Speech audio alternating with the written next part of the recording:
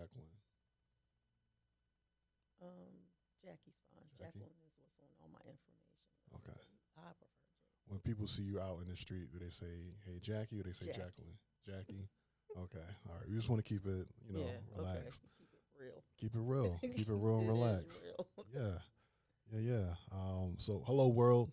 Realtor G here with another podcast. I have a special guest today here, Jackie Lee, Mrs. Jackie Lee, but I'll let her introduce herself. Hello, everyone. My name is Jacquelyn Lee, and I am the committee woman for Ward 3 in Winslow Township, New Jersey, and better known as Jackie. Better known as Jackie. So,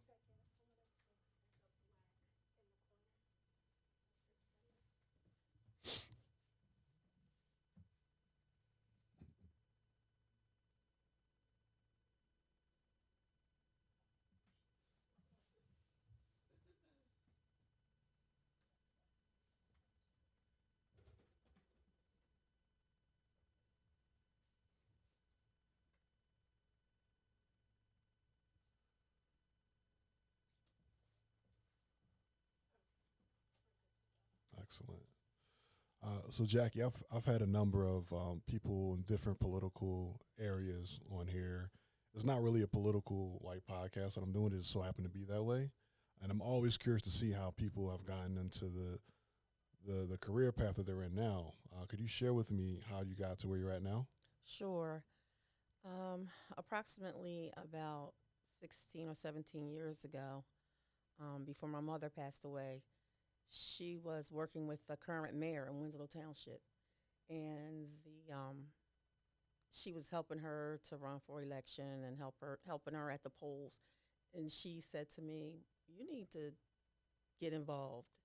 And I wasn't quite ready to get involved, but my mom soon passed away, and I could hear her voice saying, "Get involved."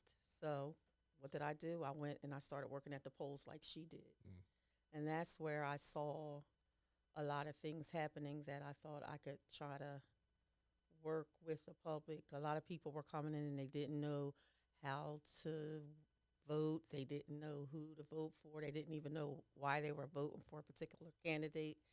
And so then I started working at the polls. And after I started working at the polls, I did some different things with the current committee woman at that time to educate voters on why it's important to vote, doing research on candidates to see, who's the best candidate for the job, what were their attributes. And once I started doing that, I felt like I was really getting where I wanted to be as far as helping people, because I've always had a goal of wanting to help, but I thought it would be later on in life, but it just came to me earlier. So then I started working with the current mayor, and then I ended up on Camden County Committee. So with Camden County Committee, you go and you meet and make, relationships with the commissioners, and you go to meetings and you vote on some high level things at that level. And probably I want to say about 10 years into that, I was appointed to go on Township Committee. So when I went on Township Committee, it just so happened that the mayor at that time had passed away, so I was just appointed to that. And when I got on Township Committee, then I started really helping out in my neighborhood, where I really wanted to help out. It wasn't just a county level, it was now a local level. Right. And I started working on initiatives, like I said, actually working with the people to see what their needs were, and started volunteering to give out turkeys at Thanksgiving. Cleanups started back then. I was always an advocate for cleanups. And as I've been on Township Committee for the past 4 years, the last 2 years, I have started working with, because I work at a public utility, bringing in the public utility to help people with their electric bills, because that is a need that a lot of people have now. So I've organized some events where the electric company has come to our town. They've come to the senior buildings, and they are very willing to come. I plan on organizing some more of those events where the electric company is coming to help people fill out applications to get assistance with paying their electric bills. So that's an initiative that I've really been involved in the last couple of years. I've also been involved in community cleanup. I just came from a cleanup this morning, which was very successful. It was with the help of many people in the community, and I would like to thank the Leo Club in Winslow Township for sending so many high school students out to help us this morning.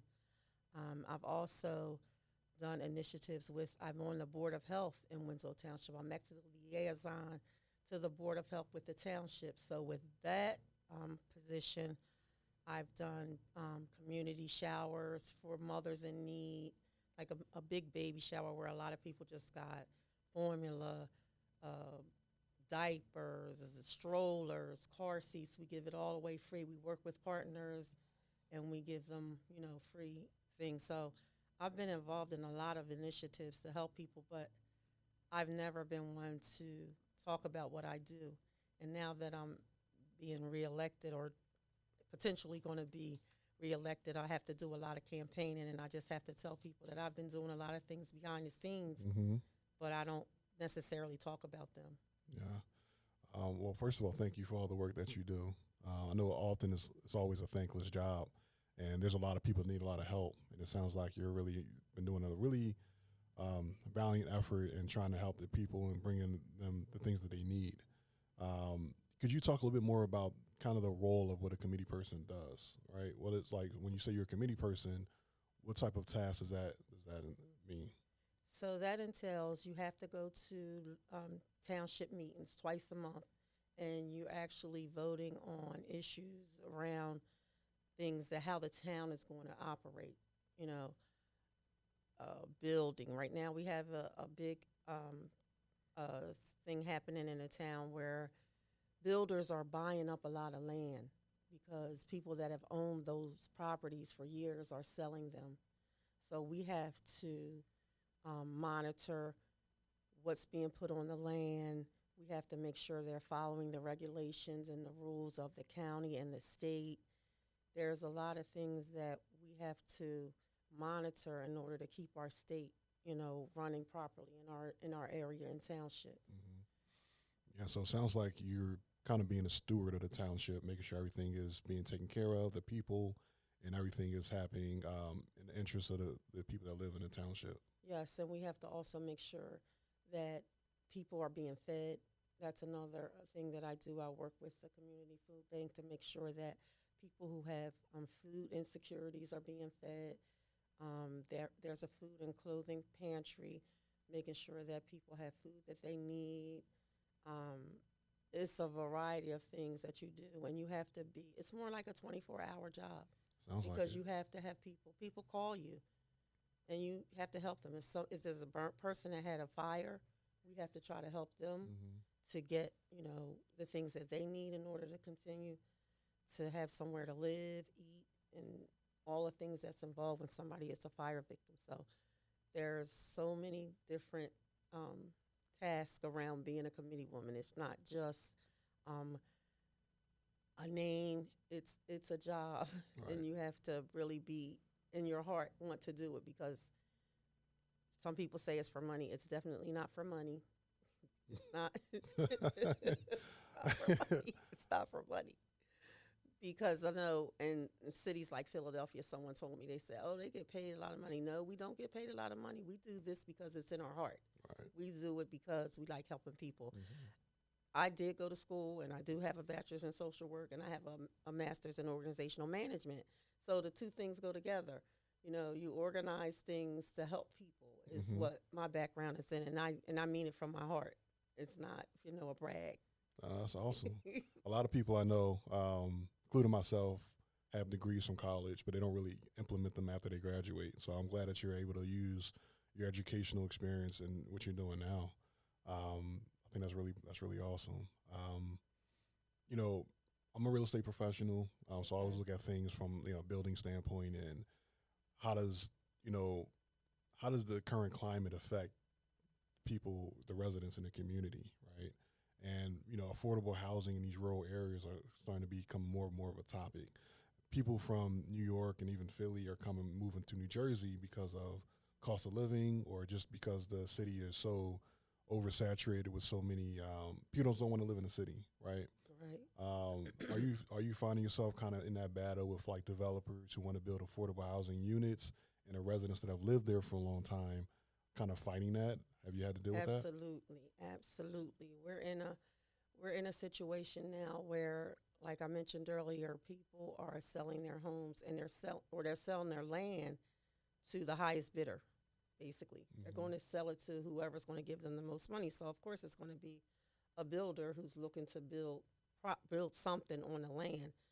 And I think a lot of people have to really understand that us as the committee have to try to balance that, because when somebody spends money to buy land, we can't necessarily say no, you can't build on it, because that would be like if you bought up property and you said, well, I'm going to get ready and build my house, and we said, oh no, you can't build there because that's not a good area to build. You could come back and say, what do you mean? So in order for us to get to the next stage, which would be planning and zoning, so that we can find out what is it that you actually want to build, how is it going to help our community, if at all, um, what exactly is it that you're going to build, because they're giving us some information about what they're going to build, but it's not in the final stages. It's not final. So we need to get them to planning and zoning so that there's a whole group of people that will be able to tell us. We have people that we pay in the town that's in planning and zoning that'll be able to tell us as the committee, this is what they want, this is how they want it, these are the extras that they're going to give. Because at planning and zoning, you can say, well, if you're going to build, can you put a walking path also? Can you put a safe tot lot for children? You know, the builder's pretty vulnerable at this time. He owns this land, so he wants to please the town as well. So we have to negotiate when it gets to planning and zoning what exactly is going to happen with the land. And it's not final once it gets there. I'm glad you said that, because a lot of times, residents of areas that have lived there for generations, and they see these developers come in from out of town, and they get very defensive. They don't want change in their community. But I think you made a really good point about being able to negotiate with the developer and saying, okay, you want to build here, fine, but we also got to make sure that it benefits the residents and things that they haven't had for a long time that they can actually use. Right. How do you, and I'm sure you probably deal with this a lot, how do you deal with like the pushback from the residents on any new development going on there? Do you like kind of walk them through the process and explain to them, like, what does that look like? That's exactly what happened at our last township meeting. We had someone come out from zoning and planning, and they walked through the entire process. And I would like to urge people to go onto YouTube and take a good look at the information that was shared at that meeting, because it talked about the whole process of once a builder buys or anyone buys a property and what happens afterwards. Um, I know, yes, there's a lot of pushback because we're all used to having things the way that we're used to having them. We've been living there. Myself, I've been living in Winslow for over 40 years, and I know that there's a lot of stuff going on there that wasn't there when I first moved there. However, when I look around at surrounding towns and everywhere in the world just about, this is what's happening now. And on that topic about affordable housing, I just want to do a little clarification on affordable housing. Sometimes people look at affordable housing as a negative thing, because I've been living here for 40 years, and affordable housing may sound like, oh, well, what kind of person is going to need affordable housing? So there are people today, younger people that graduate from college, for instance, and they have student loans, especially if they're going to be a doctor or they went for a lawyer and they've gone for 8 to 10 years to school, and now they have all these student loans. The ratio today is that the average person that buys a home is about 40 years old, because they have to pay student loans, they have to be a renter, they cannot buy a property. So to have affordable housing for that, just that group of people alone, is definitely what surrounding towns are doing. It's what the world is doing. It doesn't necessarily mean that the people that are going to move in are going to be bad people. They're going to be renters and they're going to tear up the town. That's not necessarily what affordable housing means. I'm so glad you said that, because there is a negative connotation when you think about affordable housing. You think about a certain type of people that live there, and I'm glad that you kind of shed light that it really can impact different types of people. People that been in college for a long period of time, have a lot of debt, And compared to how things are now, it's really an affordability issue. Things are Yes. way more. Gas is like $4.30 right now Absolutely. for regular, not even a premium. I know, right? Not even a premium, I regular. know. So things are just really, really it's becoming hard to afford things now, and it's taking longer to be able to save up for a down payment, for closing costs, let alone how long it takes to actually look for a home. So I'm glad you kind of shed light on housing affordability and what that can mean for different people who could actually use those things. Yes. So you spoke about the utility initiative that you had. Is there anything else going on right now that you're really passionate about? Well, I did talk about me making sure that everyone is fed. I'm passionate about feeding people that have food insecurities. I'm passionate about children having activities to do. And I do support, I did more volunteering with a group called Rubies and Pearls. It's for young girls in the community to guide them in a path and give them things to do. I did a little bit more of volunteering with them before I became on council than I do now, but I do still support them, and I try to volunteer when I can with them as well. So the youth is important to me, just as is the seniors. So I also support our commissioners on the senior freeze and all the different programs that they have around helping seniors over 65 pay half of their taxes. That is a big win for those of us that have been around for 40 years in our homes. We own our homes, Yes. and we're on a fixed income, and now we get half of our money back for our taxes. And I just want to explain that. That doesn't mean that when your tax bill comes in, it's not the same. It is the same, but you will, in around about October or so, you will get half of that back. And if you're not aware of that information, contact me. I keep my cards readily. I have my actual cell phone number, personal cell phone on my business cards for the township, and anyone can call me.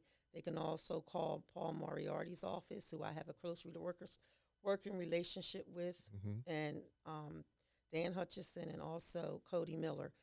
They have a building up in Washington Township where you can go and they can help you fill out what's called the Blue Book. And the Blue Book is to help seniors over 65 receive half of their tax monies back. That's great. I'm glad you said that. So that's awesome. I mean, the fact that you get some of your tax money back. Absolutely. Wow. And so that actually kind of brings me to my next question for you. Someone watching this that has the same kind of passion for helping people like you do, how would you encourage them to get involved? Like, what's the first step? The first step would be to come out and volunteer. We have a club called the Democrat Club. They can start once they start with the Democrat Club, they can go from there. The next thing you know, I went to the Democrat Club, then I was on county committee. So if you come out, we welcome anyone to come out and volunteer with us. We always have volunteer opportunities, as I told you. We're not passing out food. We're passing out pamphlets. We're having cancer survivors luncheons. That's another thing I do with the Board of Health. I'm also on the Drug and Alcohol Alliance, where we help parents to notice if there are some problems with their children and help them in a direction to stay away from drugs and give out drug, alcohol awareness information to children and high school, children and the parents. So we have plenty of volunteer opportunities. We have Family Day coming up. You can come out at Family Day. We have Juneteenth coming up before that. We do a lot of activities in Winslow Township that you can just come out and join us. We welcome people to come out. That's good to know. I definitely plan on coming out for sure. How do people get in contact with you? What's the best way to reach you? Okay, so Winslow Township has an app for those that are technology savvy. It's called My Winslow app, and on the My Winslow app, it posts all of your committee people, your mayor. It has the email addresses, and it also lists all the events that we have in our town. Okay. And once you get on that app, you can call me or you can email me, or you can call me personally. My phone number is 856-905-1141. I have a very open door policy. I don't mind a phone call. I take phone calls day and night. If I don't answer, I will get back to you. And that's another thing. If I don't know the answer, I will get you the answer. That's great. I've had county commissioners on here, have mayors on here, committee people on here, and there's a stigma of like distrust amongst politicians and people in public service, and meeting you and meeting everyone else is kind of like for me chipped away at that negative mistrust. Because I'm meeting genuine people like yourself that really want to help. Thank you. Of course, thank you, thank you. And a lot of times people get caught up in the title of things. I'm the president of this. I'm the director of that. They don't really pay attention to the actual work that goes into it. Right. And I can tell that the work means more than a title to you. Yes, And absolutely. That matters. Absolutely. That matters. So you've been in office. You said 4 years. 4 years. 4 years. You're up for re-election this year. Yes. You got my vote. Thank you. I wish. Even though I don't live in Winslow Township. You might know somebody. You can by proxy for sure. Okay. You're gonna, after you leave here, you're gonna go into a time machine, right? You're gonna go back and meet yourself at 15 years old. What would you say to a younger Jackie? At 15 years old. 15, yeah. At 15 years old, I'm going to tell you what I was doing at 15 years old. Okay. I had a job. Well, I had a job ever since I was 14. I was a camp counselor. Oh, really? In the summer camp at the park, where back in the day we played things like jacks, double dutch. Wow. We didn't have any technology. Wow, jacks, you were the back. I remember jacks with the ball. Yes, we did coloring and things of that nature. And it's funny that we're talking about that because I would like to bring something like that back to the parks, like where we're playing checkers, game boards, where there's no phones, no technology, just for the kids to be able to socialize with each other. Yeah, that's awesome. So I don't think I answered your question. What was that question again? Yeah, no, it was like, I know we kind of went off on a tangent Yes. there. If you were to go back to your younger self at 15, it doesn't even have to be 15. Just at a crucial point when you were younger, a pivotal year, you would know that better than I would. What would you say to yourself, knowing everything you know now, going back to your younger self? What would you tell her?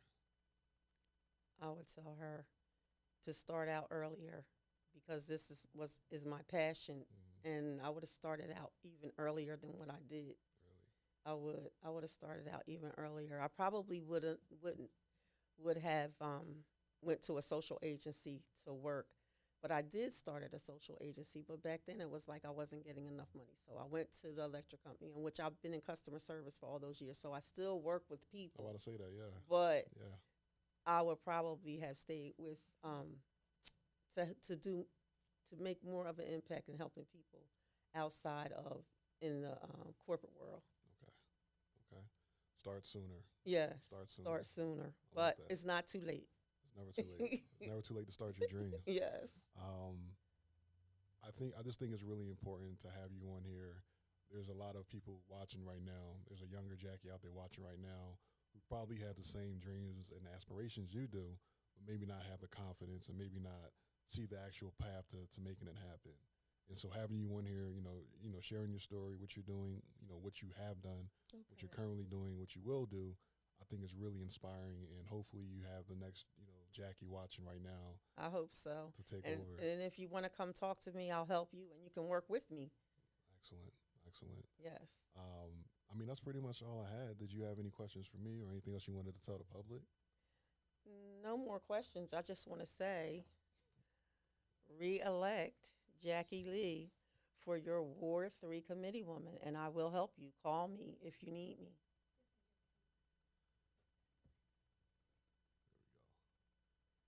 There we go. Boom, boom. Thank you so much for having me. Absolutely. I appreciate it. Sure. Yeah, I think we're good. Okay. Yep. But yeah, I really meant what I said. I know I'll download the app. Okay. But if there's